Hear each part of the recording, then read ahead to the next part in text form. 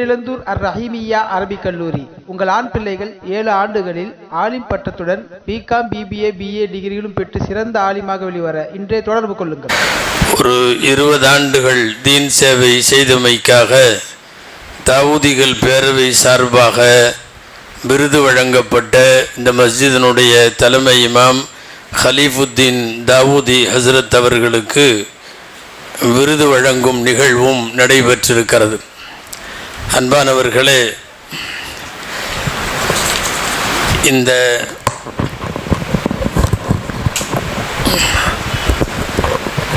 பகுதியை சார்ந்த மார்க்க அறிஞர்கள், இந்த பள்ளியினுடைய நிர்வாகிகள் எல்லாம் ஒன்று சேர்ந்து செய்யக்கூடிய இந்த நற்செயல்களை எல்லாம் அல்லாஹ் கபூல் செய்வானாக என்று அல்லாஹுவிடத்திலே துஆ செய்து துவங்குகிறேன்.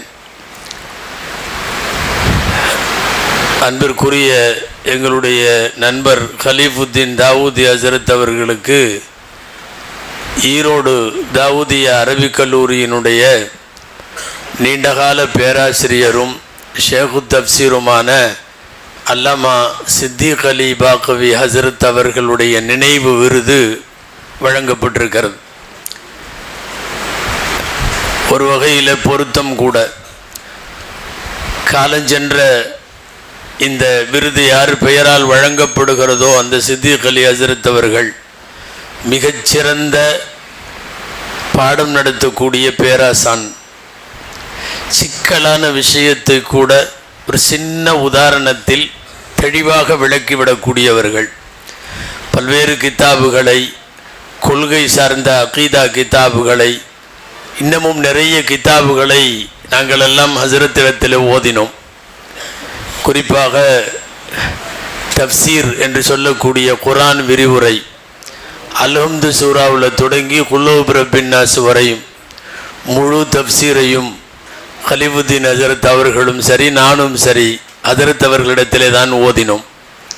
மிக அருமையாக பாடம் நடத்தக்கூடிய அவர்கள் தாவூதியாவினுடைய வரலாற்றில் ஒரு சிறந்த பெருமகன். அல்லாஹ் அவரை பொருந்தி கொள்வானாக, அவருடைய கபரை பூஞ்சோலையாக ஆக்குவானாக. அல்லாஹ் உயர்ந்த ஜன்னத்துல் ஃபிர்தௌஸில் அம்பியாக்கள் அவுலியாக்களோடு அல்லாஹ் அவர்களை இணைத்து வைப்பானாக. அந்த பெயரில் உள்ள விருதுக்கு இங்கே உள்ள ஹலீஃபுத்தீன் ஹசரத் தகுதியானவர் தான். ஏன்னா ஹசரத்துக்கு ஹாதிமாக இருந்தாங்க, பணியாளர், பணிவிடை செய்பவராக இருந்தாங்க. முதல்ல இவங்களே ஒரு பேஷண்ட்டு மாதிரி இருப்பாங்க. இதில் இவங்க ஹசரத்துக்கு பணிவிடையெல்லாம் செய்வாங்க நிறைய. பொதுவாக ஓதுகிற மாணவர்களுடைய காலத்தில் பெரும்பாலும் என்னென்னா, மாணவ பருவத்தில் நம்மள்ட்ட எல்லாத்துட்டையுமே குறும்பு இருக்கும், குறும்பு சேட்டையெல்லாம் இருக்கும். அப்புறம் போக போக ஒரு பக்குவம் குறும்பு சேட்டையெல்லாம் குறைச்சிக்குவாங்க. அதுதான் மாணவர்கள்.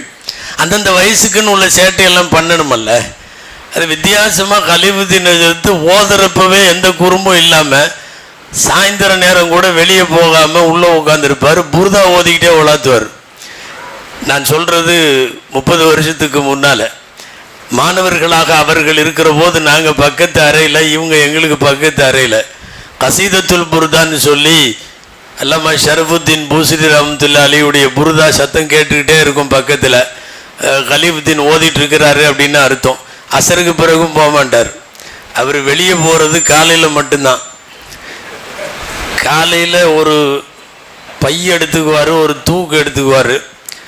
ஈரோட்டில் காவிரி ஆத்தோரமாக போய் அங்கே புல்வெளியில் அருகம்புல் பிடுங்கிட்டு வருவார்.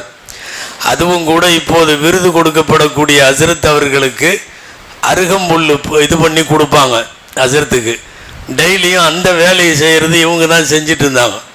அருகம்புல் பிடுங்கி அதை கொண்டு கழுவி அதை சுத்தம் செஞ்சு அந்த அருகம்புல்லை சாறாக்கி அந்த சாரை ஹசரத்துக்கு குடிக்க கொடுப்பாங்க. அருகம்புல் சாறுங்கிறது இயற்கையாக பல்வேறு மருத்துவ குணங்கள் நிறைந்தது என்பது உங்களுக்கு தெரியும். அது பல வருஷமாக 2-3 வருஷம் இருக்குமா, 5 வருஷம் மறக்க மாட்டார். பட்ட கஷ்டம் இல்லை. 5 வருஷமாக அருகம்புல் கொடுத்துக்கிட்டே இருந்தார். அவர் அதிகமாக ஓதனாரோ இல்லையோ அருகம்புல் கொடுக்கறத கரெக்டாக பண்ணிட்டார். அதனால் ஓதுற காலத்திலேயே ஆன்மீகத்தில் அதிகமாக நாட்டம் கொண்டவர் என்பது மட்டுமல்ல, அவர் யாருக்கு பணிவிடை செய்தாரோ அந்த ஹசரத்துடைய பெயராலே இங்கே இந்த பள்ளிவாசலில் விருது வழங்கப்படுவது மிகவும் பொருத்தமானது.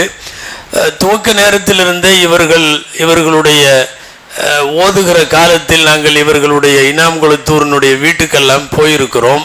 இவர்களுடைய தகப்பனார் உள்ளிட்டவர்கள் எல்லாமே இந்த ஆன்மீகத்தில் அதிக ஈடுபாடு கொண்ட ஒரு குடும்ப பாரம்பரியத்தில் வந்திருக்கிறார்கள். துவா செய்வோம், அல்லாஹ் அவர்களுக்கு ஆஃபியத்தான வாழ்வை தருவானாக, ஆரோக்கியத்துடன் கூடிய நீண்ட ஆயுளை அல்லாஹ் தருவானாக என்று அவர்களுக்கு துவா செய்து கொண்டவனாய், நான் என்னுடைய தலைப்பு எம்பெருமானார் ஸல்லல்லாஹு அலைஹி வஸல்லம் அவர்களுடைய வஃபாத்தை பற்றியது.